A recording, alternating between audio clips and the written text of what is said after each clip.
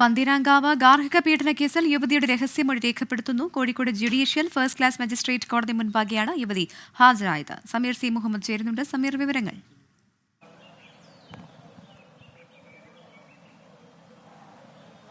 പ്രവിധ പന്തീരങ്കാവ് ഗാർഹിക പീഡന കേസുമായി ബന്ധപ്പെട്ട് പരാതി അല്പസമയം മുമ്പാണ് കോഴിക്കോട് CJM കോടതിയിൽ ഹാജരായത്. അവരുടെ മൊഴിയെടുക്കുന്ന നടപടികൾ പുരോഗമിക്കുകയാണ്. പ്രധാനമായും പോലീസ് നൽകിയ മൊഴികൾ തന്നെ അവർ കോടതിയിൽ വിശദമായി നൽകും എന്ന കാര്യമാണ് അറിയിക്കുന്നത്.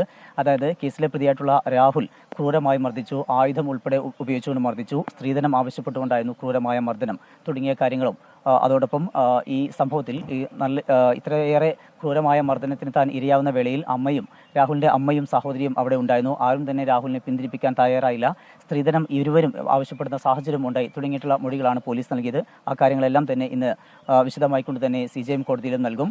ഒപ്പം തന്നെ ഇതുമായി ബന്ധപ്പെട്ട് മറ്റ് തലങ്ങളിലേക്ക്, അതായത് പോലീസിന്റെ ഭാഗത്തു നിന്നുണ്ടായിട്ടുള്ള ക്രൂരമായ രീതിയിൽ, അതായത് ഈ പരാതിക്കാരിയോട് മോശമായി പെരുമാറുകയും ഈ കേസിലെ പ്രതികളോട് അനുകൂലമായിട്ടുള്ള രാഹുലിനോട് ഏറ്റവും അടുത്ത് ഇടപഴകുകയും ചെയ്ത ഒരു സാഹചര്യം കൂടി ഉണ്ടായിരുന്നു. അങ്ങനെ പോലീസിന്റെ ഭാഗത്തു നിന്നുണ്ടായിട്ടുള്ള വീഴ്ചകൾ കൂടി ഇന്നത്തെ മൊഴിയിൽ ഉണ്ടാകും എന്നാണ് മനസ്സിലാക്കാനാവുന്നത്. ഈ കേസുമായി ബന്ധപ്പെട്ട് ഇപ്പോഴും ഒന്നാം പ്രതിയായിട്ടുള്ള രാഹുൽ വിദേശത്താണ്. ആ പ്രതിയെ നാട്ടിലെത്തിക്കാനുള്ള ശ്രമങ്ങൾ പോലീസിന്റെ ഭാഗത്തു നിന്ന് ഉണ്ടായിക്കൊണ്ടിരിക്കുന്നു. അതിനെ തുടർന്ന് അതിന്റെ വിവിധ ഘട്ടങ്ങളിലൂടെയാണ് അത് മുന്നോട്ട് പോകുന്നത്. ഒപ്പം രാഹുലിന്റെ അമ്മയും സഹോദരിയും അവരാണ് ഈ കേസിലെ 3ഉം 4ഉം പ്രതികൾ. ഈ 2 പേരെ പോലീസിന് ഇതുവരെയും വിശദമായി ചോദ്യം ചെയ്യാൻ കഴിഞ്ഞിട്ടില്ല. ഇരുവരും ആരോഗ്യ പ്രശ്നങ്ങൾ ചൂണ്ടിക്കാണിച്ചുകൊണ്ട് കോഴിക്കോട് മെഡിക്കൽ കോളേജിൽ ചികിത്സയിലാണ്.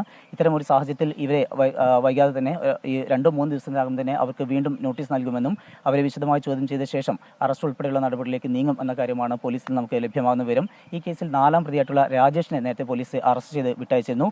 മറ്റൊരു പ്രധാനപ്പെട്ട കാര്യം കൂടിയുള്ളത്, ഈ കേസിൽ 2 പോലീസ് ഉദ്യോഗസ്ഥർ നടപടി നേരിട്ടിട്ടുണ്ട്. ഒന്ന്, അന്വേഷണത്തിലെ വീഴ്ചയുമായി ബന്ധപ്പെട്ട് പന്തീരങ്കാവ് SHO ആയിരുന്നുള്ള AS സരിനാണ്. മറ്റൊരാളുള്ളത് ഈ കേസിലെ പ്രതിയായിട്ടുള്ള രാഹുലിനെ രക്ഷപ്പെടാൻ സഹായിച്ച സീനിയർ CPO ആയിട്ടുള്ള ശരത് ലാലാണ്.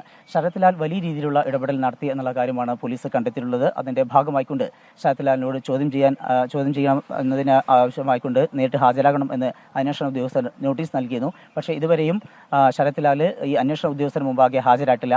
അത്തരമൊരു സാഹചര്യം നിലനിൽക്കുന്നുണ്ട്. ശരത് ലാലിനെ ചോദ്യം ചെയ്ത ശേഷം കേസിൽ പ്രതി ചേർക്കുന്ന ഉൾപ്പെടെയുള്ള നടപടികൾ ഉണ്ടാകുമെന്നാണ് നമുക്ക് മനസ്സിലാക്കാനാവുന്നത്. എന്തായാലും ഈ കേസുമായി ബന്ധപ്പെട്ട് വളരെ നിർണായകമായ ഒരു ഘട്ടമാണ്. ഈ പരാതിക്കാരായിട്ടുള്ള പെൺകുട്ടി ഇപ്പോൾ കോടതിയിലെത്തിക്കൊണ്ട് രഹസ്യമൊഴി നൽകുന്ന നടപടികൾ പുരോഗമിക്കുന്നു. കോടതി ആ രഹസ്യമൊഴി രേഖപ്പെടുത്തുകയാണ്. പ്രവിധ.